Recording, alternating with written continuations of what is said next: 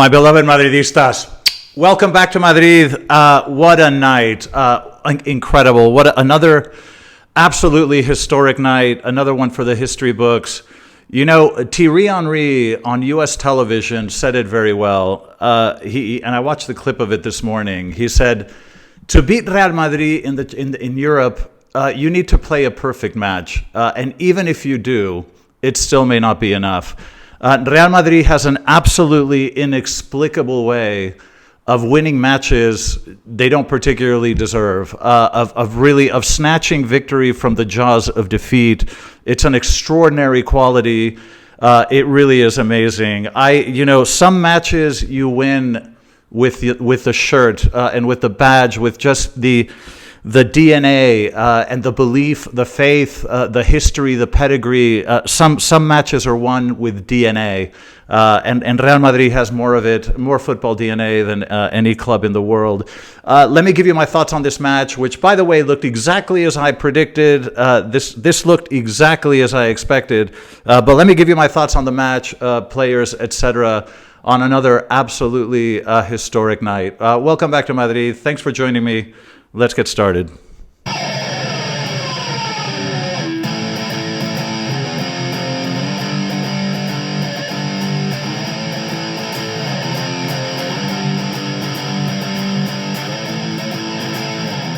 Beloved Madridistas, welcome back. Let's talk about this absolutely epic night last night in the Metropolitano.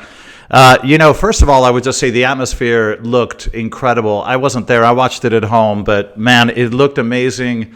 The Atletico fan base is extraordinary, and they put on a hell of a show, and it is one of the most difficult stadiums to play in. The atmosphere looked absolutely extraordinary. You can just imagine how difficult it must be to play a match in those circumstances. In terms of the lineup, we talked about it in my preview. Carlo decided to come out with Luka Modric, and I was thinking to myself when the game started, I should have predicted this, because Carlo tends to rely on what he knows and trusts. He doesn't like to deviate from his sort of set players that he sort of trusts. And I should have known, I was anticipating maybe Camavinga or Brahim could play as that third midfielder. He chose Luka Modric, and I thought, obviously for possession and control. And I thought, I should have known that Carlo would do this, because he just always reverts to the same things.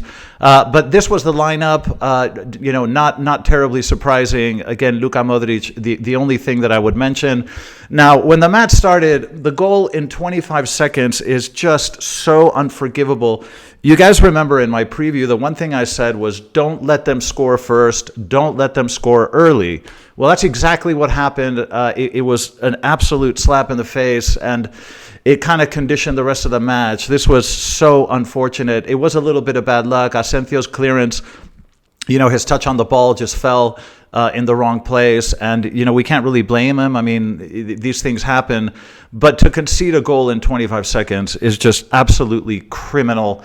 I don't know. I have a slight, I wonder if Courtois could have done more in the goal. When you watch it in slow motion, when in the replay, after that first touch, I think maybe Courtois could have come out a little bit and attacked the ball.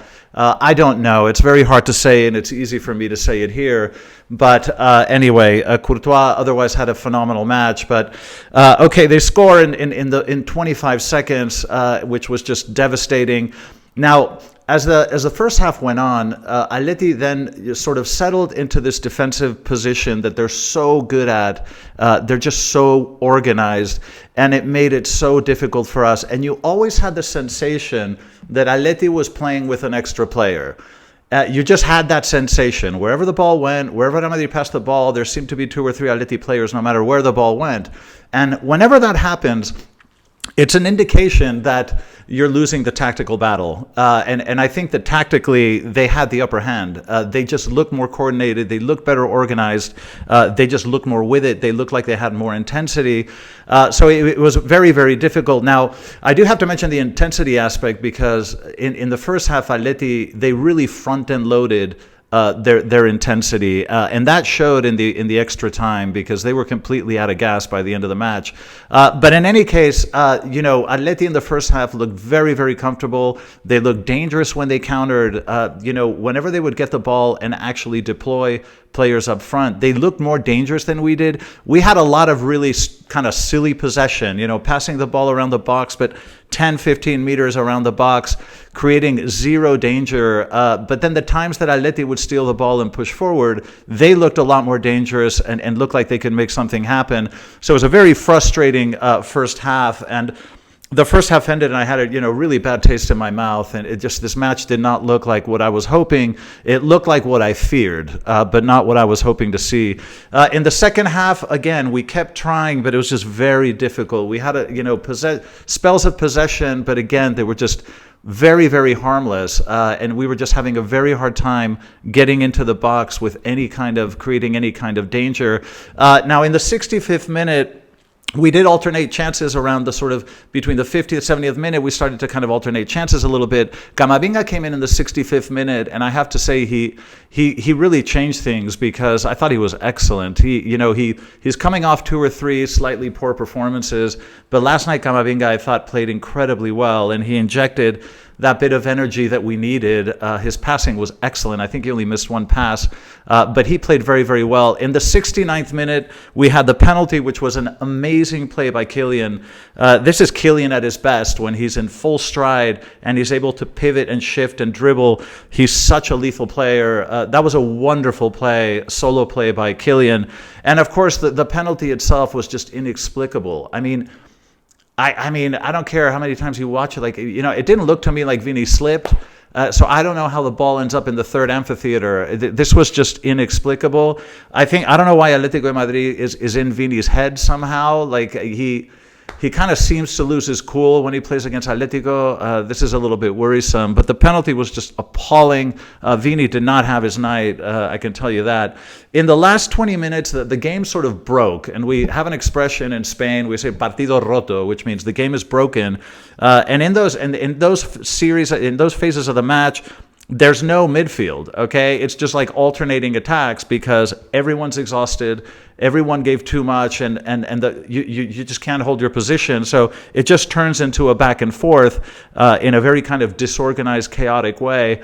And that basically carried into the overtime. Now, in the overtime, I have to say Real Madrid was much better, and there were 2 things that I observed. I mean, we were much better in terms of play, and I think a lot of it had to do with the physical aspect. I think our players looked physically in better preparation. I don't know what Pintus is doing, but the players looked to me fresher than the Atleti players. In overtime, the Atleti players couldn't even walk. I mean, they were really praying for that final whistle because the Atleti players could not even walk in the extra minutes. Real Madrid looked better. We were creating more play, and it looked like if that had continued for a few more minutes, you do get the feeling we could have scored. But anyway, the match ended 1-0, and we go into penalties. And Courtois, I don't know what it is with the Champions League and Thibaut Courtois, but this guy just has a way of just pulling off miracles. He had a wonderful night, incredible saves. He was wonderful in the penalties. Courtois just has a sort of halo around his head when it comes to the Champions League. It was another magical night for him, and boy, is he special. Now, the Julian Alvarez penalty, and this is the big fuss that Atletico supporters are making. Now, I have to admit that when I first saw it, there's one, the one camera angle, it doesn't look like he touches the ball with his support foot at all. And I was a little bit surprised. I'm like, I don't really see it. But I did see another take, which is a camera from the front. And there you do see that the support foot, it's almost like he kicks the ball over the support foot. And you can see it a bit more clearly there. But in any case, I don't know, all this unnecessary controversy. I mean, to be honest, for the Atletico supporters that are sort of bitching about refs and stuff, look, there was a penalty to Rodrigo in the first leg that should have been called. There was a handball in this match that easily could have been called, and we missed a penalty. I mean, I don't know. I think You can't claim that we won because of a ref. That's just ridiculous because I don't think that the calls went our way particularly. I can give you my thoughts on players very quickly, and we can talk about a couple of other things. Look, Courtois, I think, had a wonderful night, as I mentioned. He's just so reliable in big occasions. Mendy had a nightmare evening. He broke in the second half, and they had to be substituted. I think Mendy really, really struggled. I think Rudiger had to cover for him on so many occasions. Rudiger, I think, had a very, very solid night. He was much more high energy than I've seen him in the last 2 or 3 matches. I think Rudiger played very well. Asensio had a phenomenal night, and sure, there were a couple of mistakes here and there, but what a night and what a kid. And, this is no longer a fluke. This is no longer a coincidence. Asensio is a wonderful center back, and he's proven to us that he can play in the really big occasions, and he doesn't shrink when the bigger the venue gets. I thought he was wonderful, played with so much aggressiveness. He had some recoveries where he showed his speed. It was just really phenomenal. I think Asensio is a blessing, and we need to give him credit. Fede was spectacular once again. I mean, I don't know what to, as right back, he did incredibly well. After Lucas Vázquez came in and he moved to the middle of the pitch, he was fantastic. Again, his ball distribution, his vision, he's just always in the right place at the right time. And he's just a player that he's so polyvalent. He can do everything well. Fede had another absolutely incredible night. This is such a solid player. He just always gives a solid performance. It's very hard to see Fede play a poor match. I thought Fede was amazing. Tchouaméni played very well. Now, there were 2 or 3 stray passes that really pissed me off. That was just kind of lack of concentration and distribution. But otherwise, I think he played a very, very solid match. He defended very, very well, recovered tons of balls. I thought Tchouaméni was he's demonstrated that he is a very good defensive pivot, and I think he had a very, very good night. Jude had a night, I think he kind of had 2 different halves. I mean, in the first half, I think Jude was very poor, very inaccurate. He just very unlike him, but he just a little bit sloppy with the ball. Didn't feel comfortable at all. His passing was sloppy. But then in the second half, he really started to improve. And I think in the last 30 minutes of the match, he really took over. So Jude, I think, went from bad to very, very good towards the end of the match. Luka Modric. Look, Modric gives you what you expect him to give you, and he gave it to us for about 50 minutes. But there was no way that Luka Modric was going to be able to survive 90 minutes with the tempo that this match required. When you play Atletico de Madrid, you have to play balls out. You got to play 100%, and physicality is a very big part of playing against Atletico de Madrid. I think Luka Modric started very well because he always gives you that composure on the ball. But as the minutes went by, I think the physical aspect started to kick in, and he kind of disappeared as the match went on. Vini did not have his night, and I just think the timing of his runs was off. He would disappear from play for stretches at a time.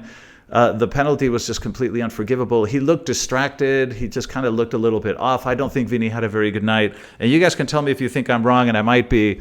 But I think Vini it wasn't the Vini that we know. I don't know what's going on with Vini, but ever since he didn't get the Ballon d'Or, I did a video about this, and which was absolutely disgraceful. And this is Ceferin and UEFA made sure that he didn't win it, and I thought it was horrendous. But I think it's affected him because he doesn't feel like the same player he was last year. I mean, I just think he doesn't show up as often. He's not as incisive. He doesn't take defenders on as often as he used to. That explosive quality that used to just drive defenders crazy, it just doesn't seem to be there to the same extent this year. So I don't know what's going on with Vini. I'd love to hear what you guys think. Kylian, I think, played well, in general. I mean, he is such a skillful player. He tried, he also tried to backtrack and run defensively. He tried to contribute more than usual. He really, really tried. He didn't have too many clear chances. I don't think that was his fault. But I think Kylian's a player that only needs 1 or 2 moments of brilliance to change a match. And he did it with the play of the penalty, which, unfortunately didn't go in. But I think Kylian had a fairly good night. Rodrigo, I thought, was kind of quiet. And I don't know. He just always seems surrounded. Every time he receives the ball, these Athletic. I don't know how Atleti does this, but they just manage to have 2 or 3 players cover no matter who receives the ball, when they receive the ball. And I think Rodrigo just, I think they stopped him. I'm not going to say he had a bad night. I just think that Atleti defended him very, very well. So he wasn't as prominent as we're used to. He wasn't able to really break through and make that final dribble, that final pass, that final shot. Camavinga, I have to give kudos to. I think he really energized us and made a material difference. This is the Camavinga that I fell in love with when he first came. He had a couple of poor matches coming into this, but I think last night Camavinga showed us that he's back, because I think he had a very, very good night. I do want to mention the refs very quickly, because I have to say playing in Europe just feels so much better than in La Liga. And I was commenting with a couple of friends in a chat group that, when the refs in the Champions League, when the refs make a mistake, it feels like a mistake. It feels, and they made some against us, some for us, but it doesn't. It just feels like human error and something that is tolerable and acceptable. In La Liga, it doesn't. In La Liga, it is just literally by design. It is just corruption, and it's designed to screw over Real Madrid and make sure that Barça wins the Liga. It's 100% clear every time you watch Barça play, every time you watch Real Madrid play. And there's an agenda, and you can see it, and it's obvious for everyone to see. You guys have seen it. Now, at least when we play in Europe, you don't have that feeling. You have the feeling that the refs let play. They don't whistle everything. In Spain, they whistle everything. I mean, you wink at someone, and it's a foul. I love the way they just let play. Sometimes it worked against us, sometimes for us, but I think the refs in general did a good job, and I much prefer to err on the side of let play than on the side of interrupting constantly for every little touch. So I think the refs were okay. And, again, like if you want to complain about the Julian Alvarez thing, no, they saw, with the frontal camera, you see that both feet touch the ball, and the rules are the rules.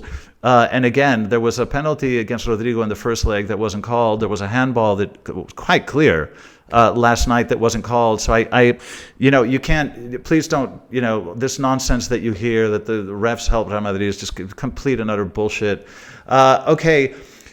Look, Arsenal, this is another epic night. What can I say? I mean, this club just never ceases to amaze me. The things that this club does in Europe. This is a club that needs to be motivated in order to perform at the highest level. And Real Madrid has, when Real Madrid plays terribly, it's usually when we're playing at home against Getafe or Rayo Vallecano. It just seems like we're almost disinterested, and these teams come and they lock up in the back, they play a low block, and we just get really frustrated and we play like shit, and we just don't seem to we don't dig deep, and we tend to play poor matches against poor opposition. But when the stakes are high, this is when Real Madrid comes through. When the higher the stakes and the more difficult the task, this is when Real Madrid digs deep and finds something that no other club has, because the regularity with which Real Madrid pulls these things off is absolutely extraordinary. And like I say, you can look at the statistics. There is nothing in the world of sports like Real Madrid. It's another level of excellence. Okay, we get to watch Arsenal next, which is going to be amazing. I think we play in London in North London on the 8th or 9th of April. And we'll be back in Madrid, I think, on the 16th. And I'll definitely be in the Bernabeu for that one. The atmosphere is going to be insane. But this is the magic of Real Madrid. This is the magic of a club that has an inexplicable ability to win, to do the impossible. It's extraordinary. But it is the legend of this club, which every single year gets strengthened. It's extraordinary. It was another magical night, and I'm so happy that we're going to run into Arsenal next, and I think we can pull it off. But anyway, those are my thoughts on this absolutely historic match. Let me know what you guys think in the comment section. This was emotionally draining. I was just exhausted by the end of the night. I was watching it with a Barça friend of mine I've known for 35 years, and he was just sort of laughing at how much I was suffering, because I couldn't sit down and watch this match. I was pacing around the house. It was really stressful, but what a night. Okay, guys, thanks for joining me. I love all of you. Let me know what you think, and I'll see you guys in the next video. And as always, and forever, a la Madrid.